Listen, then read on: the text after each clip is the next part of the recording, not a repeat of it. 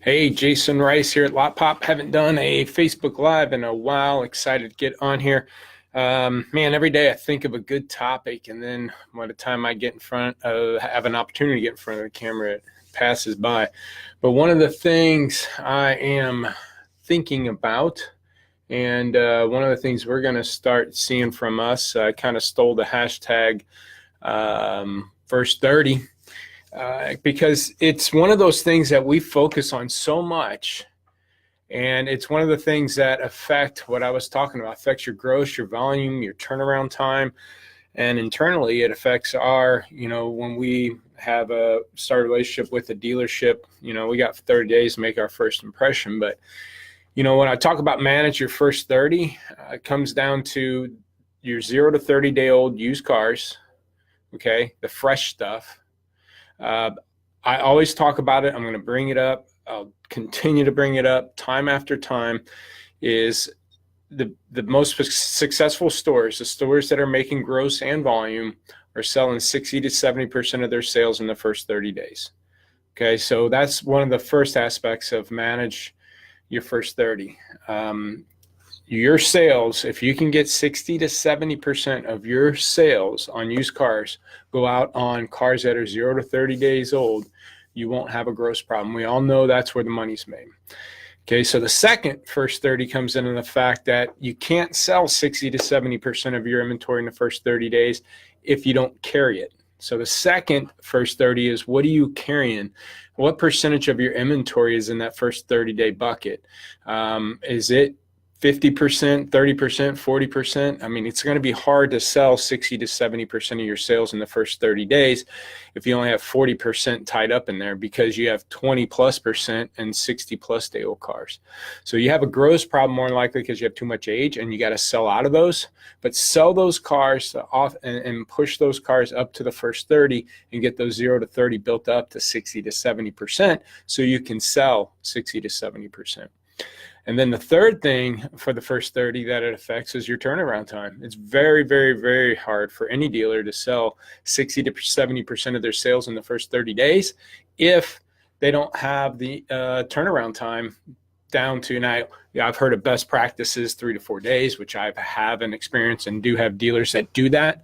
But if you can get it to 7 to 10 day number, even 5 to 7 days would be kind of max, but even 10 will be manageable. I think if you do 10-day turnaround time, you could probably get 50 to 60% of your sales in the first 30.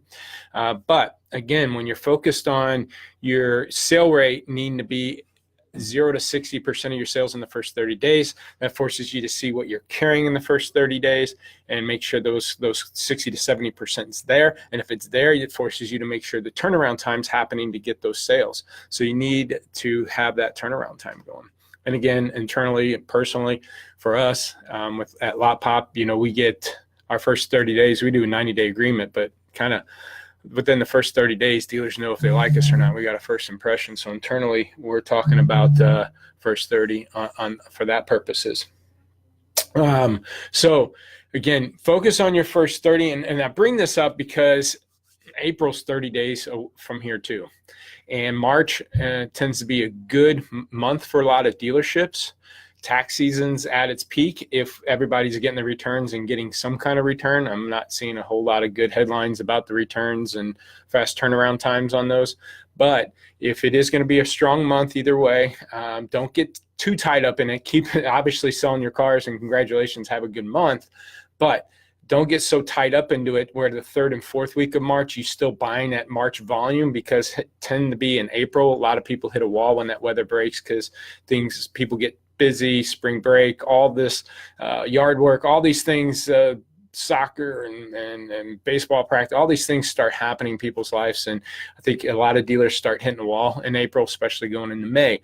So really, again, part of this first 30 is look at these next 30 days, the first 30 days in front of you, and realize that, after that, it's probably going to slow down a bit. So keep that inventory flowing and get your sale rate at our stocking rate at that 30-day sales. Because if you can do 60 to 70% of your sales in the first 30 days, your average age of sale and average age of inventory shouldn't be, it's going to be in the 20 to 25 range, 25 to 27 range. You're not going to have an average age of inventory at 30. It'll be a little bit less than that.